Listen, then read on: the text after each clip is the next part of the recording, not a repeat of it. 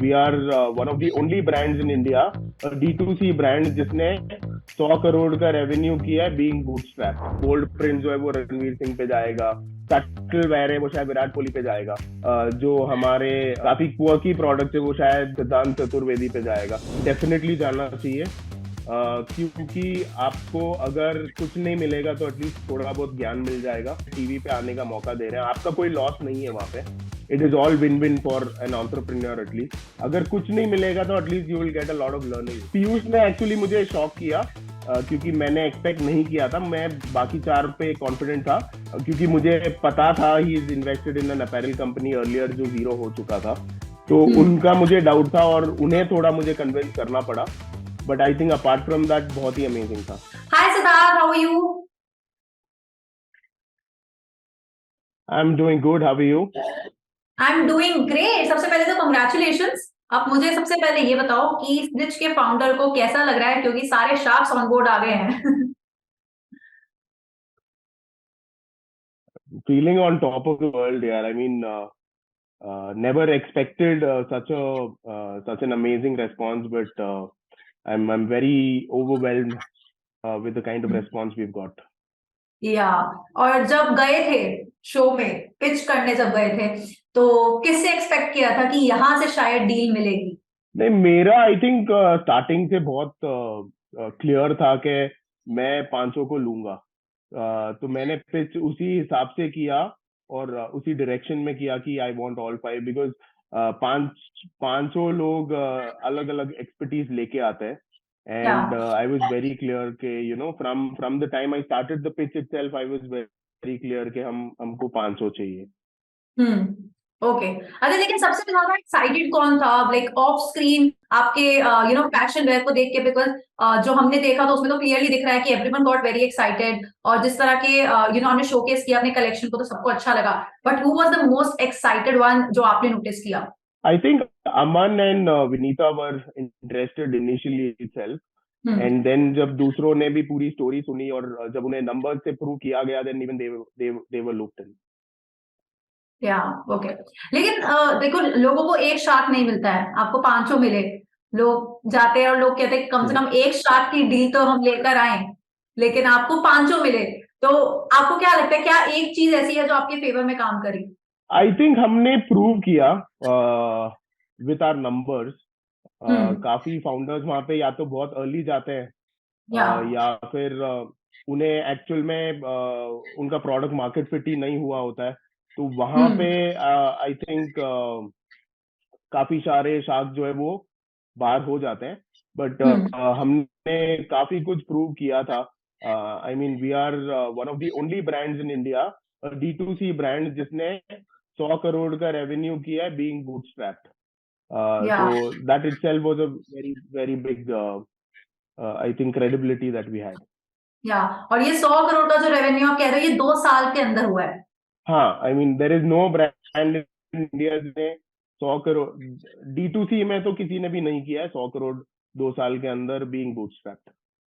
Okay, that's a very, very huge number, and I have to say that. And I think that's what या that's why all the sharks are very surprised to know कि हाँ भाई इतना revenue है. That means it's a profitable business to invest in. But थोड़ा सा मुझे अपनी जर्नी के बारे में बताओ कि which exactly into existence कैसे आया? क्या बचपन से शौक था ऐसा कुछ भी अतरंगी अतरंगी कपड़े पहनने का? बिकॉज आपने अपनी पिच में बोला कि मेरी एक प्रॉब्लम है कि मैं लड़का हूँ। तो what is the exact problem? लड़के होने में क्या प्रॉब्लम है? नहीं, लड़के होने में कोई प्रॉब्लम नहीं है। प्रॉब्लम एक्चुअल में यही था कि मैं जब भी कहीं पे भी बाहर जाता था ना, I used to see men dressing in a very yeah formal way. तो ब्लैक शर्ट पहन लिया, ब्लू जीन्स डाल दिया, ऐसे लगता था कि वो उन्हीं की पार्टी में यूनिफॉर्म पहन के खड़े हैं। हम्म। तो ये मुझे बहुत ही सरप्राइजिंग लगा कि ऐसा क्यों हो रहा है। And then when I did a lot of research, I mean मैं अपैरल में ऑलमोस्ट 15 साल से हूँ। तो मैंने हम्म। छोटी सी 350 स्क्वायर फीट रिटेल दुकान से शुरुआत की थी इन 2009। उसके बाद मैं ट्रेडिंग में गया। उसके बाद I used to manufacture for a lot of brands, domestic and international. जब मैं ये सब कुछ कर रहा था तो मैंने बहुत बड़ा गैप ऑब्जर्व किया कि सारे ब्रांड्स जो है वो कलेक्शन जो है वो सीजन वाइज बनाते हैं, या तो हम्म। समर कलेक्शन है या विंटर कलेक्शन है। कोई ऐसा एक ब्रांड नहीं था जो वीकली या डेली फ्रेश फैशन दे रहा था। तो ये बहुत ही बड़ा गैप था जहाँ पे H&M और Zara European brands were disrupting the traditional model of business, जहाँ पे हम्म वो हर रोज या हर हफ्ते नए स्टाइल्स ला रहे थे। तो ये बहुत ही बड़ा गैप मुझे दिखा, तो हमने स्निच फिर स्टार्ट किया मोर लाइक अ B2B ब्रांड। हम्म फिर we got tremendous response with offline retailers, but again COVID hit us. तो हमारे पास काफी इन्वेंट्री थी, we had to go online. तो फर्स्ट आइडिया था कि आज ही वो मिंत्रा पे जाएंगे और वहां पे we will probably sell our stocks and liquidate, but realize के either we will not be recognized there nor will we make any profit, right? वहाँ पे हजारों brands है, you'll be one amongst the या others. That was the main idea behind starting our own website. Barely we were a team of 4 people, 35 product थे website पे, but COVID gave us that booster because everyone were digitally available या across all channels, और हमारा content बहुत ही strong था, thanks to our marketing team. Hmm I mean, yeah, since then it's been a roller coaster ride. हमने फिर पीछे देखा ही नहीं। हमारा हम्म वेयर हाउस जो था वो ऑफिस के कॉर्नर में 2 रैक था। आज हमारा वेयर हाउस 30,000 स्क्वायर फुट का है, जहाँ पे हम इजिली 10 से 15 हजार ऑर्डर्स शिप कर सकते हैं। तो हमने हम्म टेक्नोलॉजी में बहुत इन्वेस्टमेंट किया, हायरिंग और टीम साइज को काफी स्ट्रॉन्ग किया, and hmm obviously product is the key. या बट क्लोथिंग में अभी जैसे बात कर रहे हो आप, इन्वेस्टमेंट के लिए गए तो क्या चीज सोच के इन्वेस्टमेंट आपको चाहिए थी, कि किस पर्पस के लिए चाहिए मेनली इन्वेस्टमेंट? देखिए, मेरे लिए इन्वेस्टमेंट से ज्यादा उनकी एक्सपर्टीज चाहिए थी। तो ओके 1, 1.5, 2 करोड़ से मेरा बिजनेस कोई मल्टीफोल्ड तो ग्रो नहीं हो सकता है, वो मुझे पता था। It was the value that they will bring then the valuation. तो हम्म मेरे लिए वो काफी इंपॉर्टेंट था कि पांचों शार्क्स अगर आते हैं तो क्या वैल्यू ऐड होगा हमारे बिजनेस को। ओके। अच्छा, आपके कलेक्शन में क्या क्या है, ये उन लोगों के लिए क्वेश्चन है जिन्होंने शार्क टैंक का वो एपिसोड नहीं देखा है या उन्हें नहीं पता है अभी तक स्निच के बारे में ज्यादा, तो एक बार उनको थोड़ा सा ब्रीफ दे दो कि क्या क्या है आपके कलेक्शन में for men. We are like a complete wardrobe solution for men. तो हमारे वेबसाइट पे आपको फ्रॉम अंडरगारमेंट्स टू जैकेट सारे कैटेगरीज मिलेंगे। We have shirts, shirts is our number one best seller, yeah about 50% of our revenue comes through shirts. We have co-ords which is a very new category. In fact हमने वो category create की India में, कोई brand नहीं करता था। And hmm then our denims are fantastic. We have a lot of street wear and oversized collection. उसके बाद obviously formal wear है. You have hmm shorts. I mean anything that a man wants into clothing we have. Okay okay great. लेकिन मेरे को ऐसे क्यों लग रहा है कि कहीं ना कहीं आपका जो कलेक्शन इंस्पायर्ड है वो रणवीर सिंह की स्टाइलिंग से भी है, बिकॉज अगर हम बॉलीवुड की बात करें तो सबसे ज्यादा जो फैशन के साथ एक्सपेरिमेंट करते आए हैं, जितने कलरफुल तरह के कपड़े पहनते हैं, प्रिंटेड कपड़े पहनते हैं और हर तरह का रंगी फैशन इजीली पुल ऑफ कर लेते हैं, तो क्या ऐसा कुछ है कि कहीं ना कहीं रणवीर सिंह को भी माइंड में रख के बनाया गया था ये? रणवीर सिंह को तो नहीं रख के बनाया था, बट हमें कुछ अलग करना था, क्योंकि सारे ब्रांड तो एक ही जैसे पैटर्न्स बना रहे थे। तो we wanted to be very different when we go hmm out. हमने बहुत सारे बोल्ड प्रिंट्स यूज किए। We played with a lot of fabric yeah in terms of cotton blends, viscose blends, linen blends. बहुत सारे combinations हमने नए नए try किए, जो आई थिंक काफी ट्रेडिशनल ब्रांड करने से या तो डरते हैं या फिर नहीं करते हैं। या तो हमने वो बेट लिया। Will be hmm design centric and plus product quality and the affordability, ये तीनों का कॉम्बिनेशन जो है I think is very important. Yeah but जिस तरह का collection, as I earlier said and I was also checking your website and everything, जिस तरह का कलेक्शन आपके पास है, अगर आपको किसी बॉलीवुड सेलिब्रिटी को आपके कलेक्शन में देखना हो तो who would that be? I think हमारे वेबसाइट पे इतनी सारी कलेक्शन है कि हर एक तो कुछ ना कुछ तो उनके जॉनर में जाएगा ही। Hmm like like you said right, वो बोल्ड प्रिंट जो है वो रणवीर सिंह पे जाएगा। जो सटल वेयर है वो शायद विराट कोहली पे जाएगा। जो हमारे काफी क्वर्की प्रोडक्ट है वो शायद सिद्धांत चतुर्वेदी पे जाएगा। तो we have a combination of everything, जो आई थिंक सारे सेलिब्रिटीज को कुछ ना कुछ अच्छा लगेगा वहां पे। ओके। अच्छा, अब आप वहां पे पिच लेके गए हैं, वहां पर प्रॉपर शूट हुआ शार्क टैंक का, तो ऑफ कोर्स एक्सपीरियंस तो मैं आपका पूछूंगी कि आपका ओवरऑल एक्सपीरियंस कैसा रहा शार्क टैंक में जाके, which I am pretty sure कि it has been amazing because result बहुत अमेजिंग आया। लेकिन किस शार्क ने आपको सबसे ज्यादा सरप्राइज किया, या कोई चीज आप किसी के बारे में बताना चाहिए जो आपने ऑब्जर्व की और आपको लगा कि वाह, आई मीन ये भी फन है इतने। आई थिंक ओवरऑल एक्सपीरियंस बहुत ही अमेजिंग था। Shark tank team is just fabulous. या You know, from the start of the application form to going inside the tank, बहुत ही seamless का journey था। काफी उन्होंने हमें हेल्प भी किया इन terms of you know how do you pitch, क्योंकि अंदर जाने के बाद कोई रीटेक्स या कट्स नहीं है। जो अंदर आप as soon as you enter the tank सारा कुछ वहां से रियल है। और ये 2-2.5 घंटे तक चला। आपने सिर्फ 15 मिनट ही देखा उस क्लिप का, बट ये 2 से 2.5 घंटे का रिगरस क्वेश्चन आंसर वाला पिच था।